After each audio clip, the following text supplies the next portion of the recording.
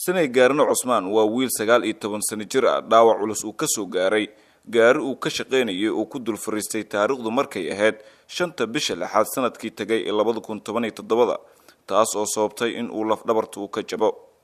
Dhaawaca hadda ka muuqdo waa dhinacyadii uu ku jiifay maadaama uusan dhaqaaqi karin.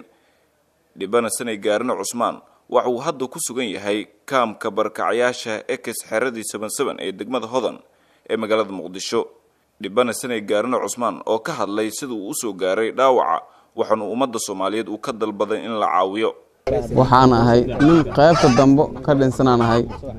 qaybta dambo nin ka dhinsanaayo waxba aan ka dareemaynin wax walba ay ka socdaan harada ay socoto kaadada ay socoto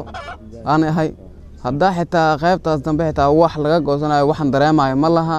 dadka walaalay waxaan ka codsanayaa si dhaqso leh inay weeshan iga qaadaan oo wadamadaasi geeyaan waa u jeedeen meeshan jiif waa u jeedaan waxaan haysana ma laha. Adeerkiis Xasan Ibrahim Daafeed oo hadda gacanta ku haya dhibana Sanay Gaarno Cusmaan ayaa sheegay in uusan u awoodin wixii uu ku daaweyn lahaa. runtii wiilkan waxa waay wuxuu ku soo dhaawacmay Beledweyne isagoo gaari gariig saaraya ayuu muxuu ahaa ku soo dhaawacmay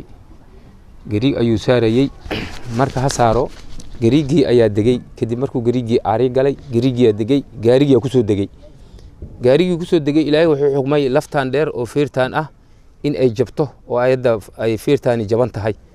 marka sidaas darteed injineeriis waxaan ka codsanayaa xilka ilaahay ku dhiibay inuu ilaahay kugu guuleeyo shaqada ugu horeysa ad qaadaysana in ay noqoto wiilkaygan dhibka ka muuqdo ee dhabarkana ka jaban ee nabrahaasna ka muuqdo oo aad arki doontaan hadii ilaahay ka noqdo xil dhibaanada